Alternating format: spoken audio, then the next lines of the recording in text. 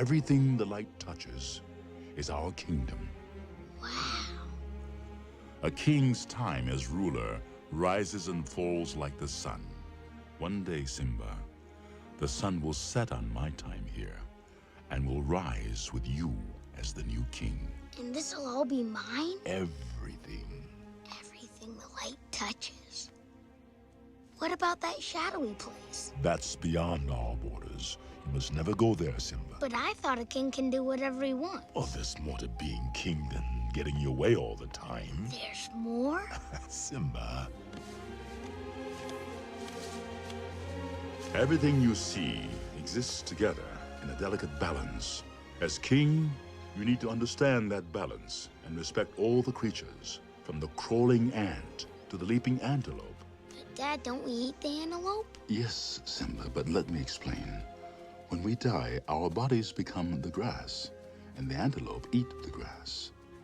And so, we are all connected in the great circle of life. Well, hey friends, it's Mac, and I'm the founder and CEO of Boss Builders. And hey, welcome to our second vlog, the video blog.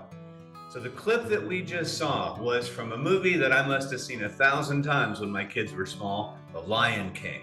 It was remade a few years ago as more of a live action. It was kind of creepy. The eyes looked like those little kids in, what is that Christmas movie? The Polar Express, where they had those really dark eyes. Kind of looked weird. But other than that, it was a perfect match for the cartoon. But I'm still a fan of the original.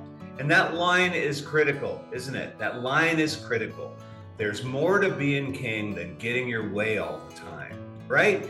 So interestingly enough, a couple of weeks ago, I drove to Dallas, where my daughter, our youngest daughter, Allison, has just started her job at Southwest Airlines. She works in procurement. She's part of the team that orders things for the inside of the plane, the overhead bin things, and then the thing that makes the coffee machines and all that stuff. So reverse a little bit. When I started my business, I was a loyal Southwest person. I just happened to pick them one day, and I liked the way they operated. It was even back before they had the silver columns that you line up to. It was back when they had 3 corrals. People used to say Southwest boarding is a cattle call. It is no longer that way. In fact, it is the most organized way to board now when you compare it to Delta and United, where you have what they call the gate lights, people that crowd the gate trying to jump on when they call zone 3 or whatever it is. Southwest is very organized, but even in the old days, I still preferred it.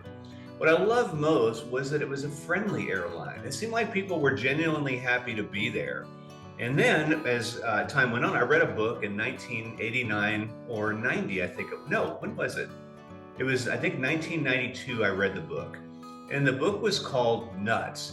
It was a biography of Herb Kelleher, who was the founder and president and CEO of Southwest Airlines.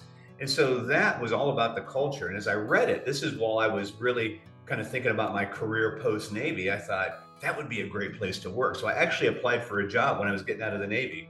And I wrote my cover letter as a poem. I'm trying to find it now because I thought it sort of fits their loose culture that I read about. When I started to fly it, I found that it was everything that the book said. So fast forward to now, as my daughter got the job there was a part of me that thought, I kind of hope this doesn't ruin it. What if she works there and finds that everything was bullshit, right? But in fact, it is even better than I would have imagined. So when we went for me to visit her, I actually brought her dog back. We took a tour of the headquarters. And so it's 3 large buildings. One of them is near the hangars, that's where my daughter works, but the other 2 are great big corporate offices. But they are a tribute to Herb Kelleher, who is now passed away back in 2019. He started the company, he retired I think in 2001, but he is just a regular guy, very definitely charisma, very charismatic, but photos everywhere of parties and gatherings, and he's just the most self-deprecating person I think I've ever met. As you walk into one of the buildings, his office and that of his successor, Colleen Barrett, are both still there as they left them. Colleen is still around, she's retired, Herb of course has passed away, but there's a plexiglass wall, so you can peer into their office just as they left it. And I think it's done that way so that people always remember their roots. And so, when you think about the kingdom of Southwest, it's definitely more to be king than getting your way all the time. I truly saw somebody that the masses truly admired. Even Allison, who is brand new, who was a little girl when all these things were, or was not even born when this thing was started. I was just a little kid. She's able to see that the culture is real. Well, then on Sunday, we took a tour of AT&T Stadium in Dallas. That is where the Dallas Cowboys play. Now, I'm not a Cowboys fan, but I've always wanted to see it. At AT&T Stadium, I think it was Cowboy Stadium, then AT&T got a licensing deal, I think, for the name, but it was one of the first modern NFL stadiums. And so the big thing in there, of course, is the retractable roof, and then this massive scoreboard. So the tour, we kind of got in there, went up the escalator, we were midway point. Our tour guide was this little Texas grandmother. Her name was Sammy, just a hoot. She was a lot of fun. And she'd worked there for about 12 years. And so she took us on the tour. Now, the field was being prepped for the Ed Sheeran concert that's coming. So the turf was not there. So we couldn't actually walk onto the field, but we got to go into the locker room. So we got to go up and around and over the stadium. First thing I noticed is it is a very clean stadium. I've been to FedEx Field in Maryland, which is a complete dump. And then Nissan Stadium, where the Tennessee Titans play, which is a little bit better, but not much. They're outdoor stadiums. They're dirty. There's sticky floors. Man, you walk in AT&T Stadium, it is pristine. And that's not just those club levels where all the rich people sit. Everywhere it is clean. It's beautiful, but it's a tribute to the owner and builder. So Jerry Jones purchased the Cowboys in 1989, and I remember the day because they were previously owned by Tex Schramm, and they were a Dallas institution. In fact, they've always been known as America's team. In fact, I think it was Tex Schramm, the owner, that said the reason the old Texas Stadium had the hole cut out in the roof was so that God could look down on Sunday and watch his favorite team play. The quarterback was Roger Staubach, who was a Naval Academy product, by the way. And then, of course, the coach was the legendary Tom Landry with the fedora hat, well dressed in a suit on the sideline. As soon as Jones bought the Cowboys, first thing he did is he fired Tom Landry. There was a new sheriff in town. He brought along his old college teammate from University of Arkansas, Jimmy Johnson. He became the head coach. First couple of years were some dark years, but then they engineered a trade for Herschel Walker, who was a Cowboy, eventually ran for Congress down in Georgia, but they engineered a trade with the Minnesota Vikings. Herschel Walker was in his prime. They traded him for a ton of draft picks. That became the Cowboys that won the Super Bowl 3 times in the mid-90s with Troy Aikman and the Cowboys that you probably remember. And so those are the glory years. But as we walked through the stadium, it was amazing that there was huge black and white photos. And those photos went all the way to 1989. But after 89, all the photos were big, brilliant color. Sammy told us that when he bought the team, everything prior to his ownership was now black and white. Everything new was color. We walked into one section. So the Cotton Bowl, which is a college bowl game, is always played in Texas. Now it is played, of course, at AT&T Stadium. And so as a tribute to the Cotton Bowl, every Cowboys player from the beginning of the Cowboys to now who played in college in the Cotton Bowl has a special room where they have their cardboard cutouts. And so there's all the players, and there's a couple from University of Tennessee, where our daughter, of course, went to college.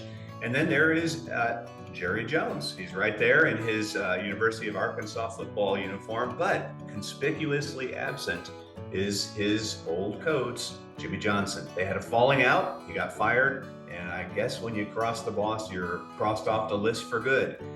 So here was my observation. It seemed to me that there was a lot of pettiness going on, and even though great business person, and the Cowboys are a great franchise. They're not my favorite, but they're a great franchise. I get the sense that it is all about him. It's all about the king. Southwest, too, is all about the king, but it's not all about Herb. It's about everything that Herb had built. And so the lesson here, and of course I may be way off. I don't know how the people at, the Dallas Cowboys feel. I have no idea. I just see what an outsider's eyes saw. And I can tell you that I saw a very big difference. Where would I like to work? Well, actually neither place. I don't want to work for anybody, but if I had to, and I applied there once, definitely Southwest. Definitely happy a family member is working there. So if you're in a leadership role, I want you to be thinking about that now. Is it all about you? Or is it about us? Is it about the team? And how are you leading? Is it with compassion? Is it with integrity? Or is it all about you and what people can do to prop you up and make you important and make you feel good and look good and sound good? The biggest question is, what kind of a legacy are you planning on leaving? Is it going to be the kind of place where people say, wow, it was really all about her, wasn't it? Or would they look and say, you know what?